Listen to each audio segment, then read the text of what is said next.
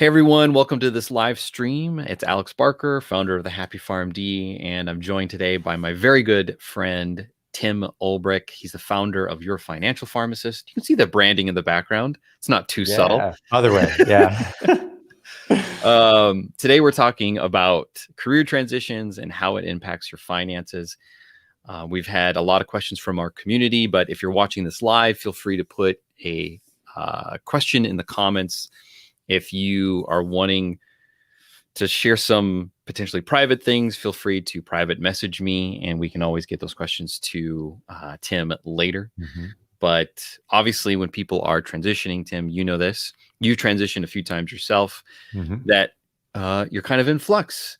You have set expenses, and then all of a sudden you may not have money for a whole month, maybe even 2 months.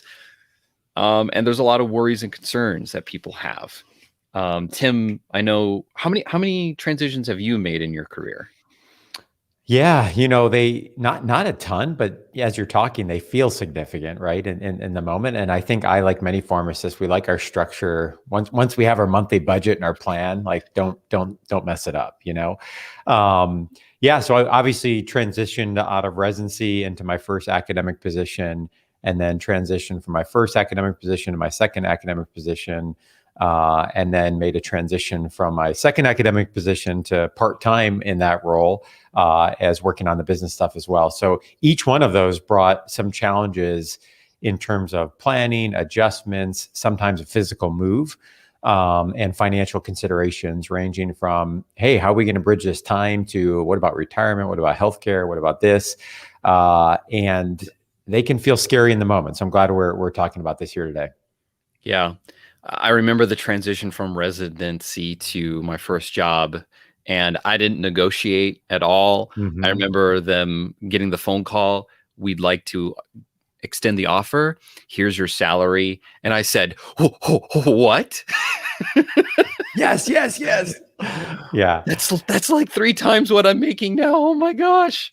And I might be dating myself here, Alex, but I made my salary residency was $31,000. I know they've come up since 2008, but to your point, I mean, salaries at the time, as you know, as many of our folks listening know, they weren't much different than they were today, and in some cases higher than what they were today. So that jump, residents make more now, but maybe that jump isn't as significant, albeit still significant. But yeah, I felt the same way of like, oh, yes. Where do I sign? Let's go.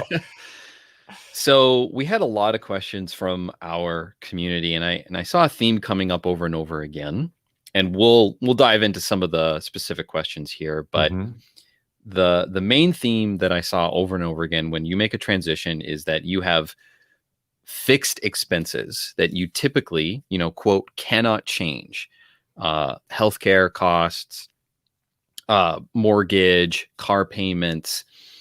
And a lot of people brought up concerns about, well, what if I have a pay cut? No, I wouldn't even say what if. Pay cut was almost like it was an assumed thing that was going to happen.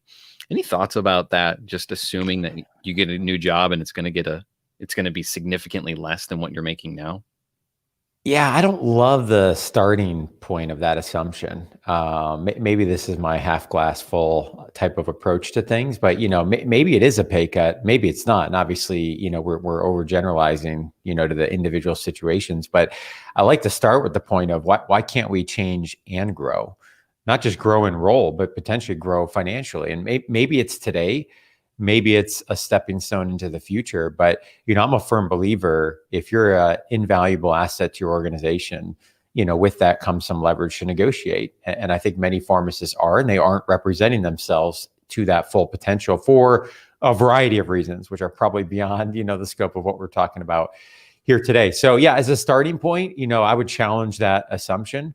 I would also challenge the assumption that expenses can't change. And maybe we want to dig into that a little bit further. But, I think that I know at times I can fall into the mindset of, hey, I've been paying this bill for 3 years. I've been, whether it's mortgage, whether it's a car payment, whether it's something else, and it is what it is. And now I've got to find the income and the salary to work around that. And certainly sometimes that's the case. Sometimes expenses truly do go up. But I do think there's other times where we can get creative. And I've seen many, many pharmacists get creative, think about their financial position differently, ranging from, hey, I'm going to pick up and move and cut significantly, lower cost of living area, reducing housing expenses, other things, to maybe some more subtle but important things like, what if I refinance the mortgage? What if I requote my auto insurance, my homeowner insurance? A few of those wins, $50, $100 here, can make a big difference, not only monetarily, but don't forget about the momentum. Sometimes folks, myself included, we look at a $30 bill, a $50 bill, a $120 bill. And it's like, is that really going to move the needle? And sometimes alone, it may not feel like it is, but that plus a couple other things, plus what that leads to momentum wise, can be really significant.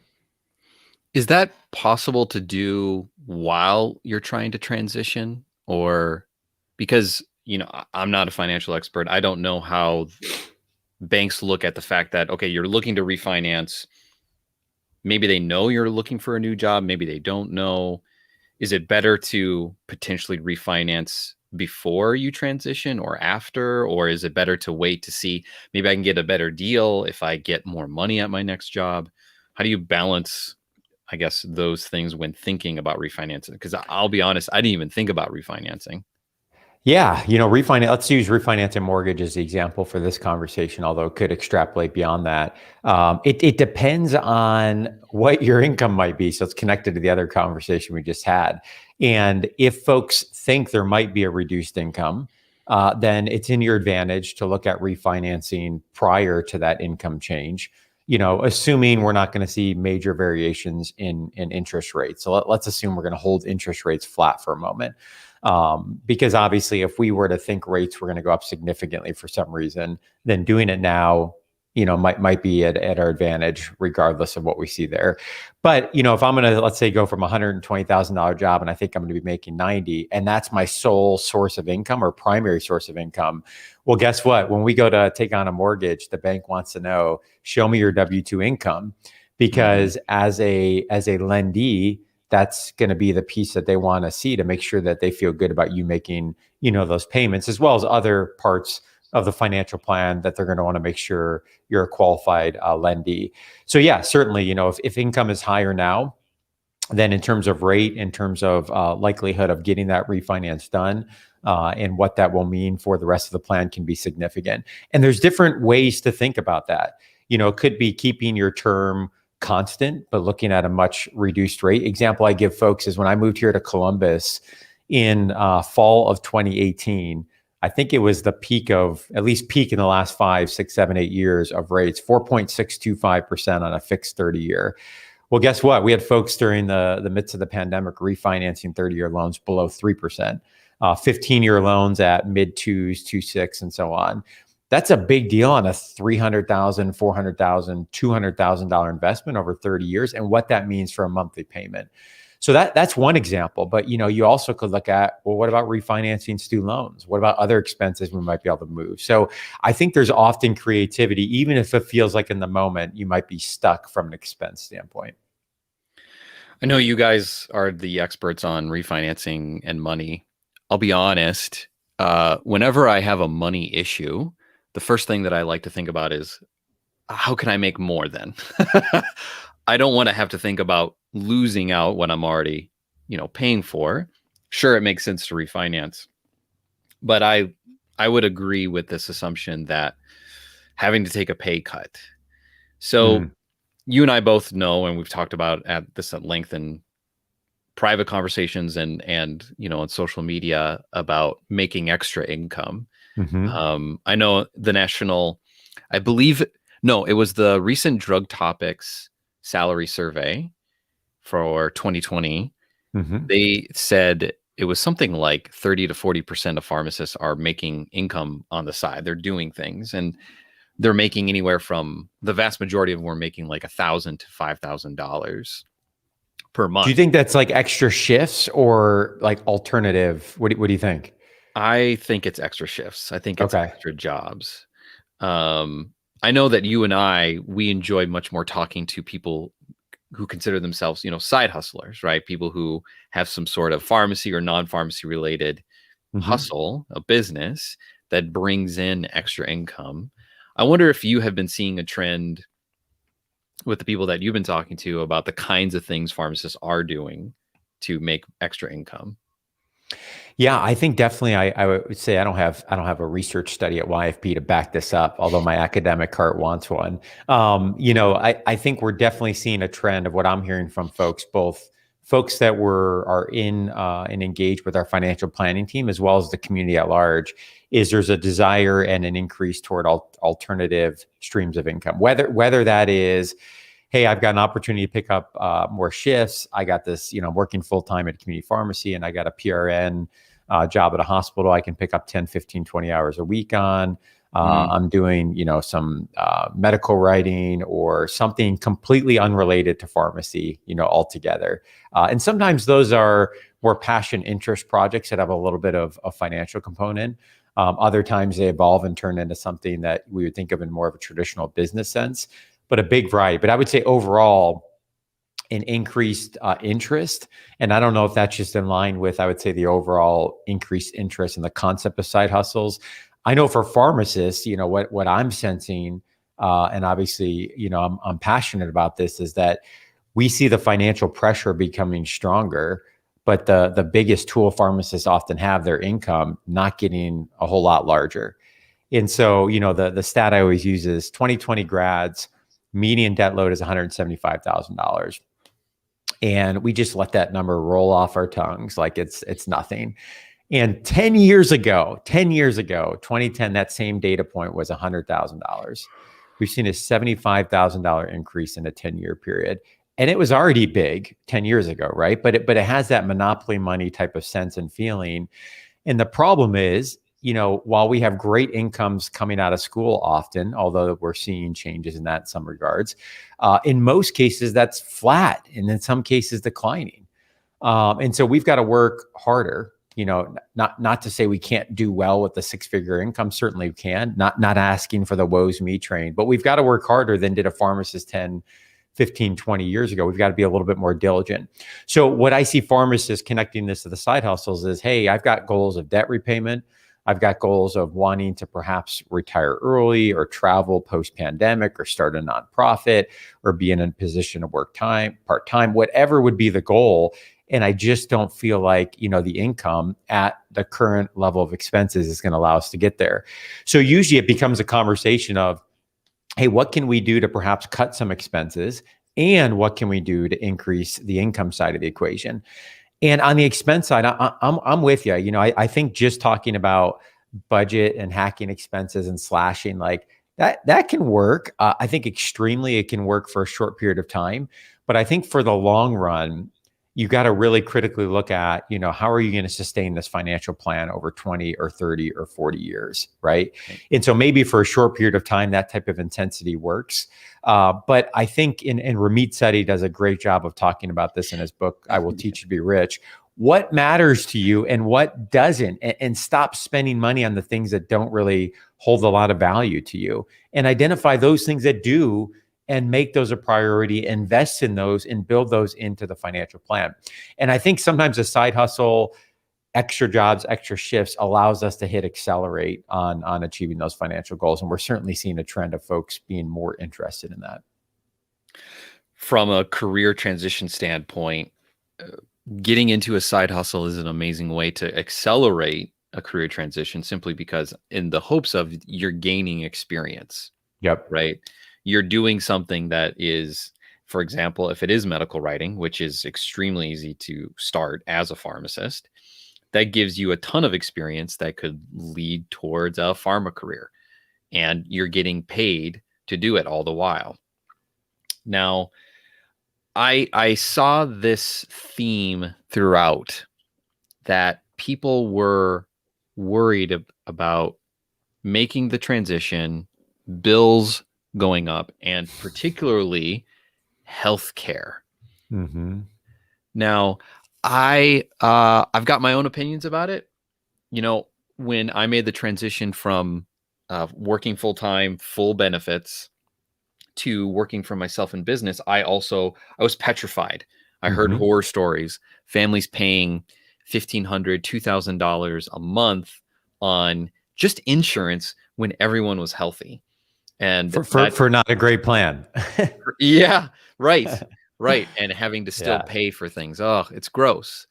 Yeah. So, do you know of any specific guidance that you can give to pharmacists that maybe want that coverage while transitioning or maybe not having any income? Is there something that they could do? Yeah, there's a variety of options that are out there. I think this is one of the challenges of insurance being tied to an employer, benefit package, especially if folks are thinking about specifically going out and doing something on their own, right? If we're talking about a career transition to another full-time job where they have benefits afforded to them, obviously this becomes somewhat of a moot point.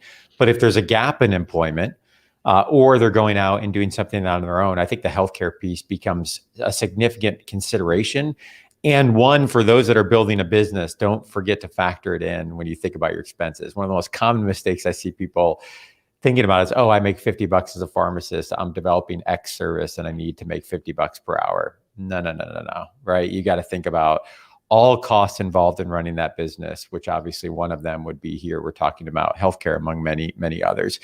What I've learned recently, Alex, and you might know more than I at this point, because I'm going through the midst of this exploration, coming from the academic setting where it's got pretty great benefits, right? From a healthcare standpoint, not only in terms of the quality of coverage, but the affordability of it, as well as some of the retirement and other benefits, including disability and term life and so forth, is a little bit of the holy cow moment of ensuring a family of six, albeit, and thankfully we're healthy, is like, oh, okay, that's the real cost, of insurance.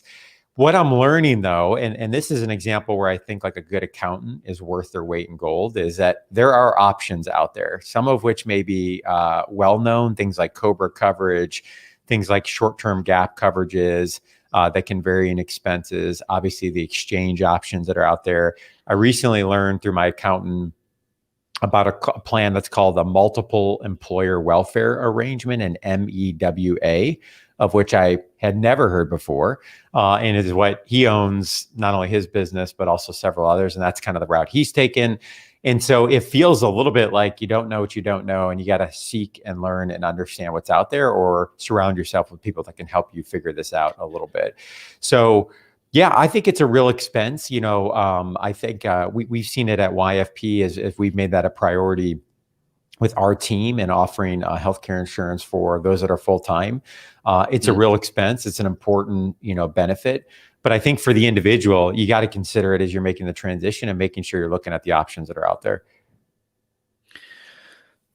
So every morning, I was going to say every morning I work out with a good friend. It's like 2 to 3 times a week. I was going to ask you, what about today? Did you? No, I'm just kidding. No, I didn't. I texted him at 5. Not going to happen. But we often talk about, the challenges that we face in business. And one of his consistent challenges is working with an insurance broker. They are devious.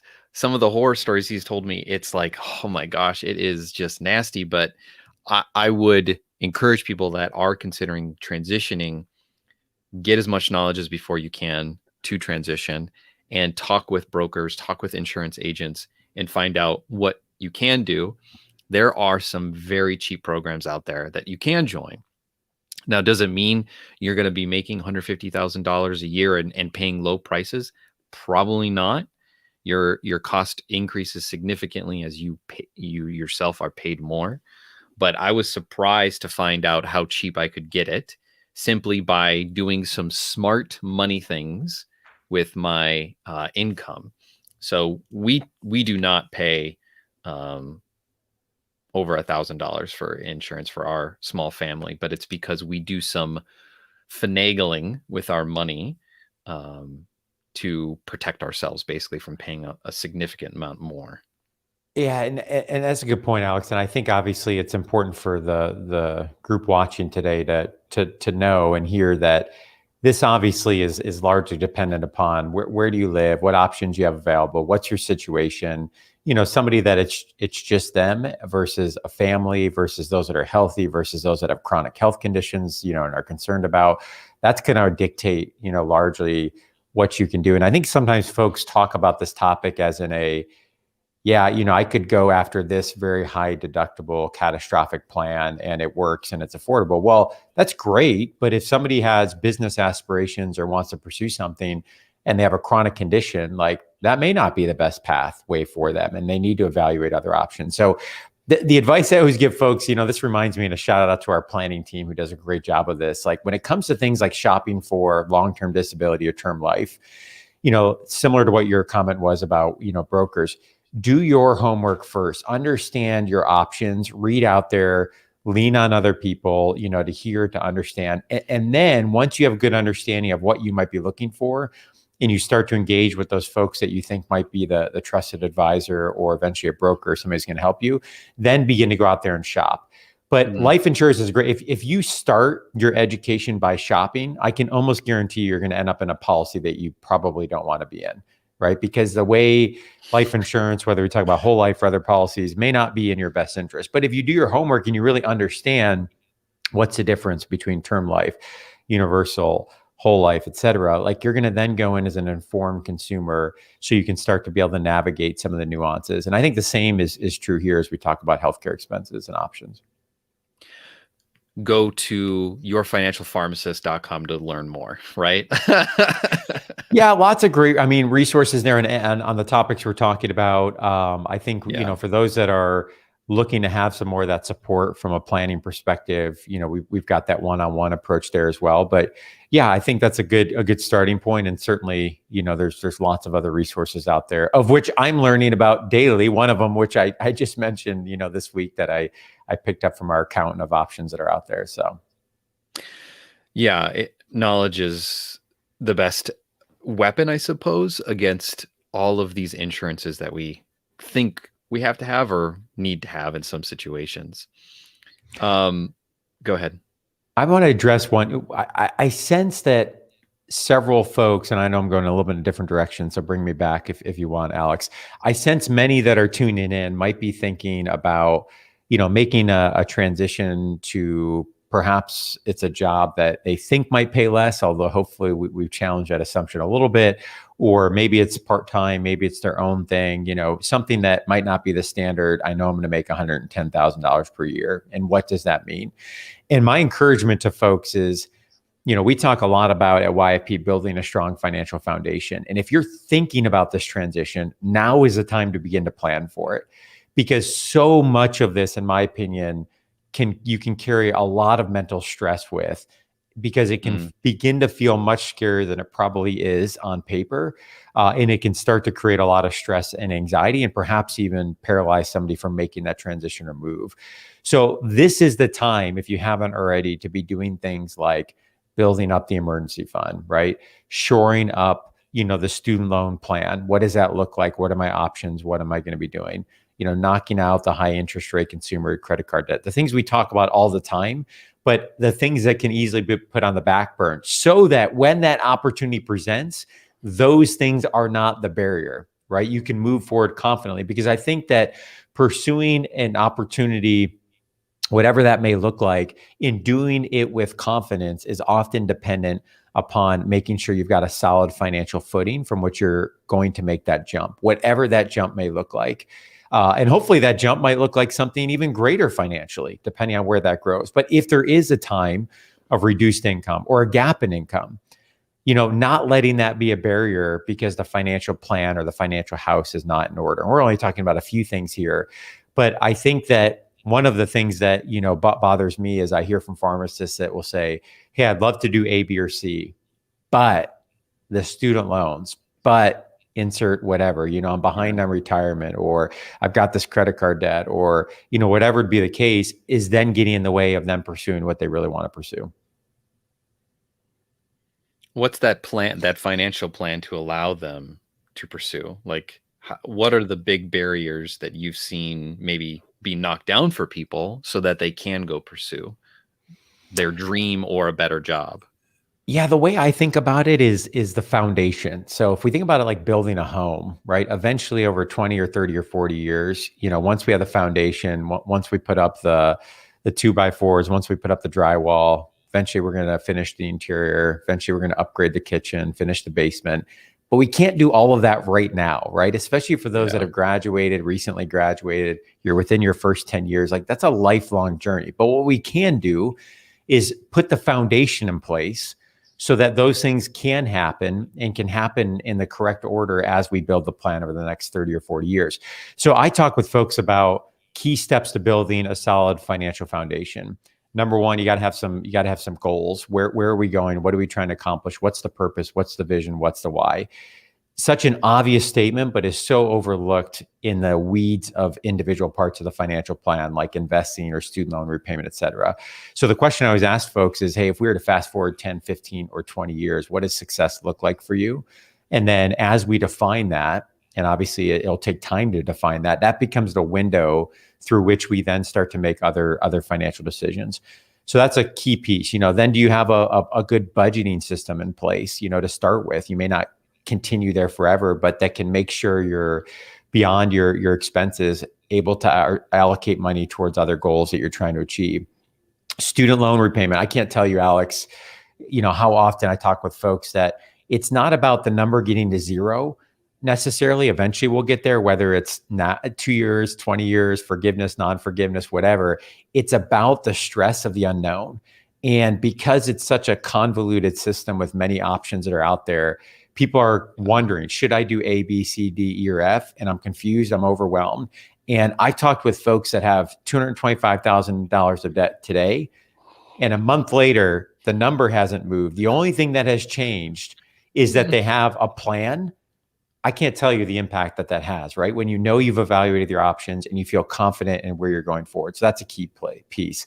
Other things, term life insurance, if you have people that are dependent upon your income, long-term disability insurance to protect your income, more the defensive side of the plan, emergency fund. So these are the foundational pieces, the beginning of investing, not the end of the plan, but that you can feel confident in. If I'm going to look at a position that makes 90 instead of 110, or I'm going to go part-time, or I'm going to do this or that, I've got a foundation that at least I'm going to have solid footing to grow from in the future. Do you find that after people work on that foundation, that all of a sudden there's maybe a reinvigorated passion to fulfill it, maybe even try harder, make more money? Like, do you see a change in people, or what are those changes after they make that? Yeah, the two changes that come to mind are peace of mind to some level and momentum. Those are the two things that I see over and over again. Even though the net worth or the numbers might not move drastically within 6 or 12 months, they will eventually. But the peace of mind knowing you took all of these balls that were in the air and put a plan and put them down and started to put them into order and prioritize them, and know you have the system in place month to month to move them forward. The peace of mind that comes from that, and then the momentum of we get 1 or 2 wins. What else can we do? What else can we do? What else can we do? And then we talk and track and really emphasize the concept of net worth. What you own, assets minus what you owe, liabilities. And we talk about in 7-Figure Pharmacist, that really is your financial vitals check. And we focus too much on income, which is important. If we don't have income, we're not moving the financial plan forward. But we can also have income and not move the financial plan forward, right? So if we're not translating that income into paying down debt and growing our assets, then we're not moving the needle. So net worth is, in our opinion, what is really measuring the success in the long run, and should be, and often is, the momentum motivating factor that folks see. Wow, I started with a net worth of negative $250,000. Now I'm at positive 23. That's a big deal. And we're going to keep building from here. And then, of course, over time, the investments and other things start to grow. Excellent. I think there are more specific questions. I've got a few comments here from people saying things like, what do I do if this happens? What if I'm dealing with this situation, aging parents, insurance, wanting to start a business, and they have financial questions? How would be the best way for people to ask you? Yeah, if you go to yourfinancialpharmacist.com, lots of information, resources on there if you want to navigate some of that yourself. For those that are at the point of, hey, I'd like to talk with a financial planner, see if that's a good fit for me and my financial plan. If you go to yourfinancialpharmacist.com main page, you can book a free discovery call to see if that's a good fit in terms of our planning services. And then the other place I would mention would be the YFP Facebook group. Very active community, engaged, throw a question out there and you can hear from the group. So if you're looking for more of that one-on-one type of interaction and that longer term relationship from a comprehensive planning, then I think looking at the discovery call option as well as the YFP community in the Facebook group. Awesome. Tim, thanks for hanging out with me and answering some of our community's questions. I appreciate it. Thanks, Alex, for the opportunity.